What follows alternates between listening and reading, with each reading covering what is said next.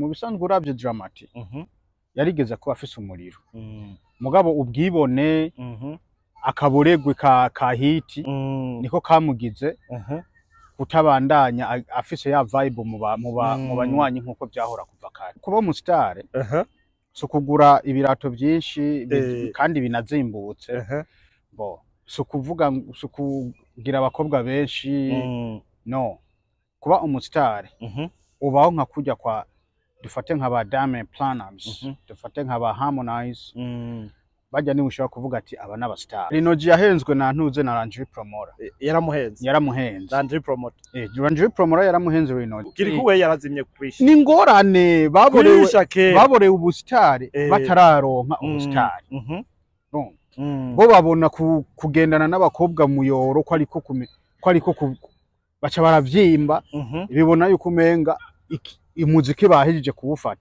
baca baragenda barajyana na DJ Pole bijya byose kuko arabona yuko muri 257 umuziki byararangiye kujya rero kuzaragwana na bujya bwana no kugira ngo izina rye rigume risirikira muri industry n'ahandi hoho nta kiri yo problem. Noneho urabe nabasimbizi ntibakivuga umuziki bagiye muri politiki mbenyene uravye simbizi umuziki ndundi waramunaniye kuduza ubu yagiye muri politiki umuziki waramunaniye. What's good? What's up? This is Yaga Tech. We are back. I'm with V8. What's up, my bro? What's good? Sawa. Turashima ko twongeye kubonana turi bazima kandi jewe nk'umusesanguzi wanyu V8 mwanya wose mba ndahari iyo munyikoze kugira ngo sesangure murazi yuko ngamburuka yego none kuva aho viriye guhasorenga wagarukanye na vibe with big dog of big dog big thing. What are you holding in your hand? Yibaita cigar. Yeah. Cigar ya kwenda ya moto chini kwenda juu ya moto chini $80 n'ubucafu umuntu acabaho neza muri make. Tubwire we turazi yuko ufise inkuru nyinshi zo muri 257 especially muri music industry muri film movies vyifashe gute ko tubona vibe atari kirenga cyane vibe ubusikirenga kuravye industry isa ni mwenga yahungabanye sinzi ko ari kubera turi mu gihe cy'amatora sinzi ko ari kubera muri make ibyari bimaze imisi biba bya M23 politike n'ibindi mugabo tugiye muri 257 industry umuziki wa usanuwajyamye ariko Dramati aherutse kurekura umuriro. Dramati ujya nitwo kumva ko ari umuriro ujya tumumenyereye mu asohoye mu ndwimwe yabafise iraki zitanu kuduga umuriyoni ariko ubugiye kuraba ubu nyene tuvugana n'umunsi ugira ndwi ntirakwiza na 600 kubera iki nyene abaririmbyi b'abarundi bataronka views. No so kuvuga ko abaririmbyi mu bisanzwe uravye Dramati yarigeze kuba afise umuriro mugabo ubwibone akaboregwe ka hiti niko kamugize kutabandanya afise ya vibe mu banywanyi nkuko byahora kuva kare. So utire Dramati yagize akaboregwe ku bustar atanubwo araronka kuko kuba mu star so kugura ibirato byinshi kandi binazimbutse bo so kuvuga so kugira abakobwa benshi no kuba umustar ubaho nka kujya kwa dufate nka ba Diamond Platnumz dufate nka ba Harmonize bajya ni ushaka kuvuga ati aba n'aba star dufate nka Mr Champagne nawe urabona yarakwise vurugu nyinshi cyane muri iyo minsi heze ariko akariro kongeye kugabanuka aho umukwara wa ntuzenya wa Kajara uvyukiye Nipotu yarariye hiti ya Nipotu mugabo urabona ubu yarongeye kandi akariro karazimye yarazimye. So turibuka igihe kiri hano wigeze kuza ngaha usesangura amakuru ya Rinoji ukuntu yavuye muri Wema Entertainment ugize ati Rinoji agiye kuzima. Burya narabivuze warabeshe cyane ntiwabeshe nabeshe gute none Rinoji urahetse kuva asohoye ijya nyuma urasubira kumwumva Rinoji oya ni kubera atarasohora nabwo yosohora urabona ijya ndirimbo yari yo ndirimbo ya nyuma yasohoye akiri muri Wema Entertainment rero rijya kete ryo kuvavanura na Wema Entertainment yaramuhaye push kuko yaravuzwe cyane indirimbo ni nziza ariko yari kuba hiti gusumba hajya yaza kuyisohora agifise support agifise push ya Wema Entertainment yego okay none niki Rinoji wewe nk'umuntu w'umusesanguzi umuntu abona kure niki kintu ubona kwiye guhindura ni strategy akwiye gukora Rinoji yahenzwe na ntuze na Landry Promoter yaramuhenze Landry Promoter Landry Promoter yaramuhenze Rinoji kuko iyo Rinoji aza kugumana ubuntu akavuga ati jewe career yanje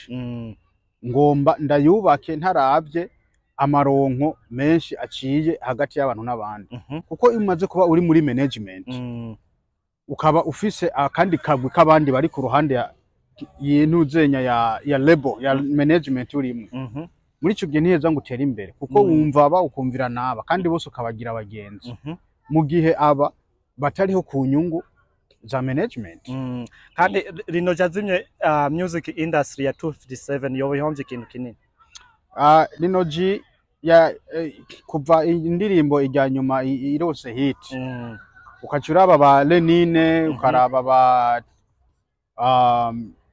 ba DJ Fernando muri ujya mugwi kiya basohora ukacuraba ntuzenya nako gahungu ka Dramatic kaborewe ubustari atarana buronka ukacuraba D1 bajya bose bari muri meme group imwe na ba Double J na Kiriku DJ Philbite bajya bose bari mu mugwi umwe na Yanga Spin wa muhungu wacu ngaha muri Solex City muri Yuta bajya bose urabyo amahiti barose urabye niba bampere urabye irya nyuma ya Rinoji ukaraba Double J fit Kiriku ibisusu zijya zose Kiriku mbe uvuze Kiriku we yarazimye kwisha ni ngorane baborewe ubustari batararonka ubustari bo babona kugendana n'abakobwa muyoro ko ariko baca baravyimba bibona yuko umenga imuziki bahejeje kuwufata baca baragenda bararyama canke ne aba manager nibo management niyibuze kuko urabona na Rinoji we wavuze agiye kuzima mu gihe avuye muri management Rinoji yarahagaze neza akiri muri Wema Entertainment gusa akikuraho ikirenge kandi ibyo byose byagizwe na Landry Promoter niwe yabigize utire wewe Landry Promoter ashobora kwica umuziki ndundi Landry yaramaze kuwica kuko umaze kuraba challenge yariho hagati y'aba artist ubu bari bageze ku rwego rwaho umwe ariye hit ubundi akora haseje kugira nawe ajye hit asumbe wa mugenzi we ariko Landry byose yabigize noneho urabe na basimbizi ntibakivuga umuziki bagiye muri politiki mbenyene simbizi umuziki ndundi waramunaniye kuduza ubu yagiye muri politiki umuziki waramunaniye ucuza kuri Mukombozi none iyo wiyita umu influencer umuziki wenye ukakunanira uwo muntu twoca tubivuga gute no kuvuga kuba influencer ni ikintu gikomeye cyane kuko utegerezwa kwama uri hejuru y'inkuru ziriho kandi zigezweho kandi ukaba creative ugakreya ibitariho ukabikreya kugira bibeho rero urabye mu influencer Simbizi wa Semavumba ukaja kuri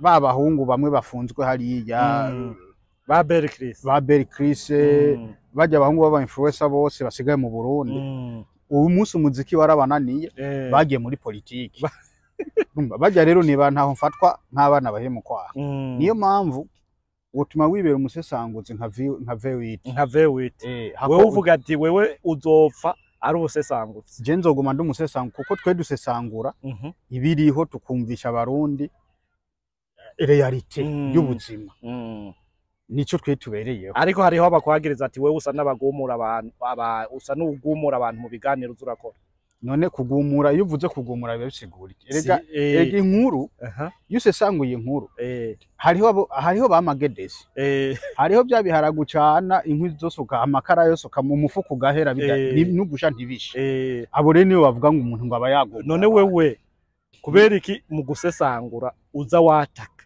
nta yindi strategy wokoresha? Erega so kwataka kandi umurundi yumva kubiswe ibyo urabizi. Yumva kubiswe umurundi yumva kubiswe udahonze uturakubita je ndadudura kugira ngo umurundi yumve by'ukuri ati iki nico na umurundi ntumuci nyuma ugaca nyuma ntapfa ni bamagedesi ntapfa taho. Rero muri industry yacu y'umuziki turi kumwe n'abantu ugutahura kwabo biri kure niyo mpamvu rero umuntu bisaba ko arinda kudoda gahona. Okay, hariho iyindi saga yigeze kuba It's Been a Minute, saga ya DJ Pole na Double J.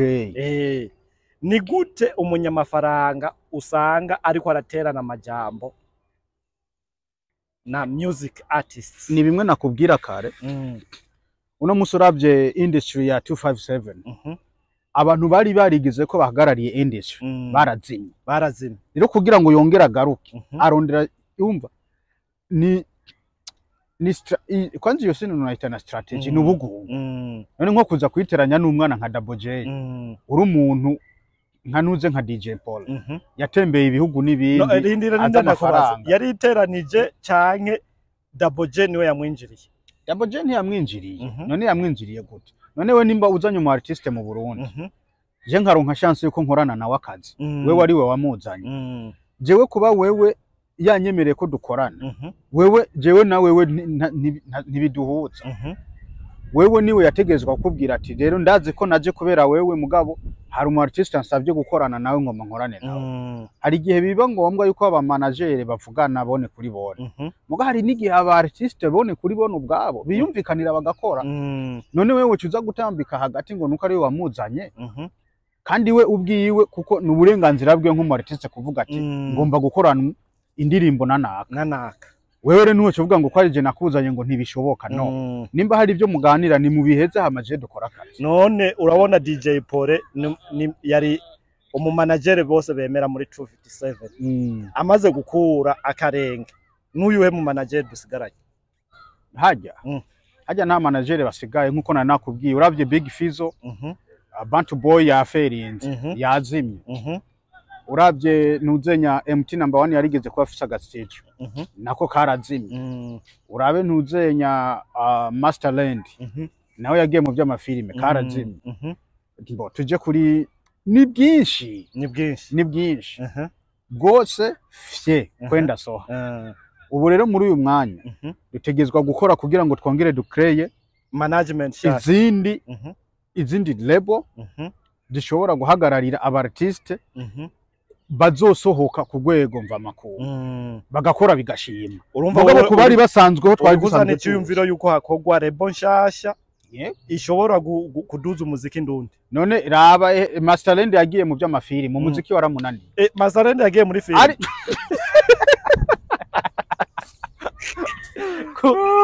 kuba muziki wabaye so yaraguye meza agenda muri film. Niyo mpamvu rero nakubwira hajya na DJ Pole bijya byose kuko arabona yuko muri 257 umuziki byararangiye kujya rero kuzaragwana na bujya bwana no kugira ngo izina rye rigume risirikira muri industry n'ahandi hoho nta kiriyo vraiment nta kiriyo